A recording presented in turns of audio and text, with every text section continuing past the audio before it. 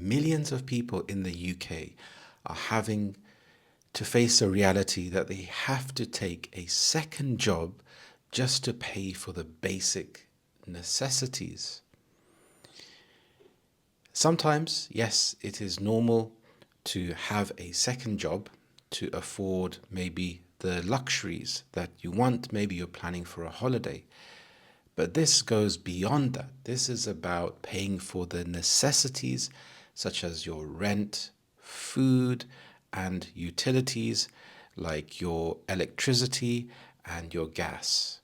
Doubling your income just to escape poverty or just to keep your head above poverty. This is really a sad situation where by having to take a second job, you are showing that you are going to work hard and you want to escape this situation. You want to have a better quality of life. However, at what cost? When people take a second job, this means that they are investing more energy, more time, and this is taking them away from their family, especially if they have young children where they need their parents there. And so this is causing families to be strained. It's causing children to grow up and not have that quality attention from their parents because they're tired, or they're simply not there because they're having to work to pay for the necessities, not even paying for things such as a private school or paying for tutoring. These are just the basic necessities such as food. And you've seen things like food banks on the increase. You see people donating food. And you can really feel and see that people are struggling. Wages have not kept in line with inflation. And this has meant that as things have started to increase in price, people's wages have not increased. So they've seen their rent increase in price because these landlords, they may have to pay the mortgage where they've seen an increase in their mortgage. However, they still want to take a healthy profit. But the people paying the rent, they haven't seen an increase in their pay packet. So they have to make cuts elsewhere. And this leads to such a decrease in quality of life because their stress levels have increased. Even with the living wage being increased slightly, there still isn't enough to cover for the basic needs. So when a person gets a second job, and if they want to take out a loan to further help themselves and their family, this will still be difficult because maybe the part-time job they've taken, the income from that fluctuates. It's not stable. So maybe 1 month they're earning a higher amount, the next month it's a lower amount. So it's difficult for banks to assess their financial situation. So they're in a lose-lose situation. And this term is in-work poverty. So these people are in work, working hard, having to take a second job, but they're still in poverty. Who is affected? People on an already low income are the people that will be hit the hardest. And these are people that may also rely on benefits, and they haven't seen an increase in these benefits to help them. So these people are already struggling, but with the cost of living crisis and the soaring prices has meant that they've had to take these second jobs. And like I said before, it's also about the amount of time and energy it takes. So if they are thinking that, okay, I'm in a difficult situation, I need to work harder to get out of the situation. This is something that been told as a society, that if you are not where you want to be, you need to work harder to get out of that situation. But sometimes this is not the case.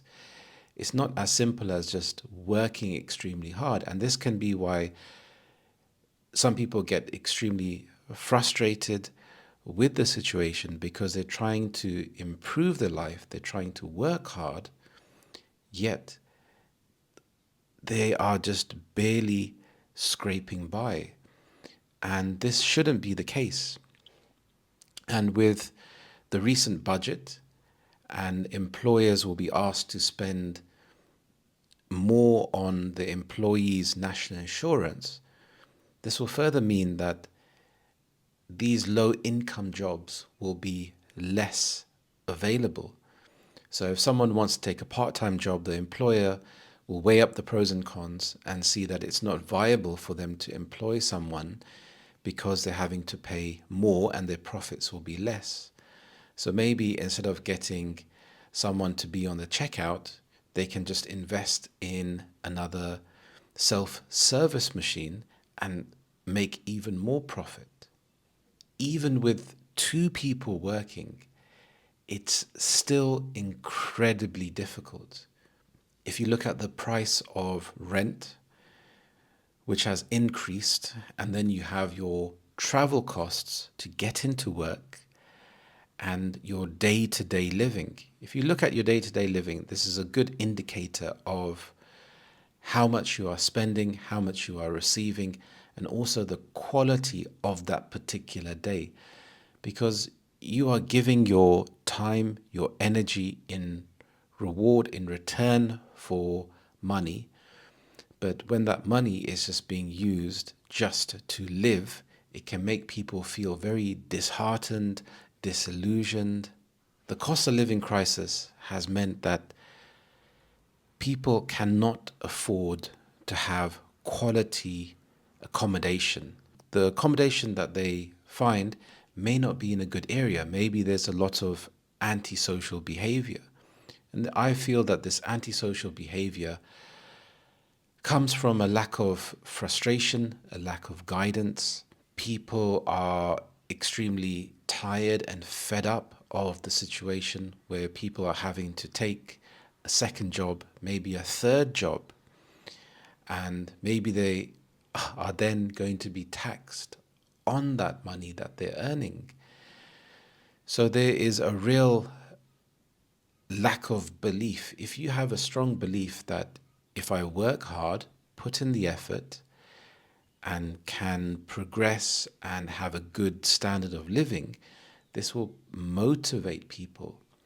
But if you are just barely scraping by and cannot afford quality food full of good nutrients, it's almost like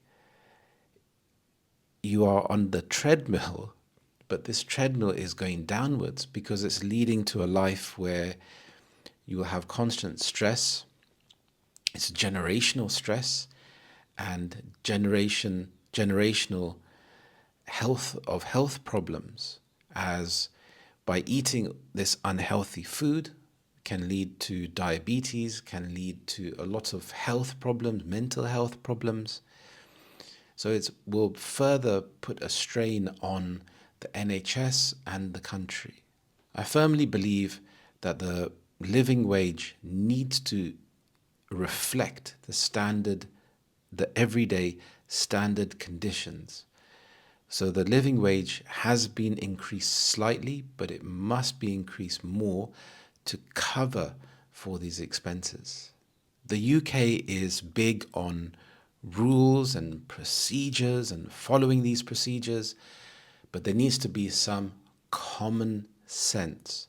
There needs to be someone that can look at the situation and see that people taking second jobs and third jobs is just going to lead to more stress, lower quality of life. It's going to lead to a bigger stress on the country, and something needs to be done to help these people and to look at and to monitor if the new changes in the national insurance, if it really is stopping companies from hiring people or giving people a pay rise. Let me know in the comments, have you had to take a second job? Have you considered taking a second job just to increase the amount of money per month?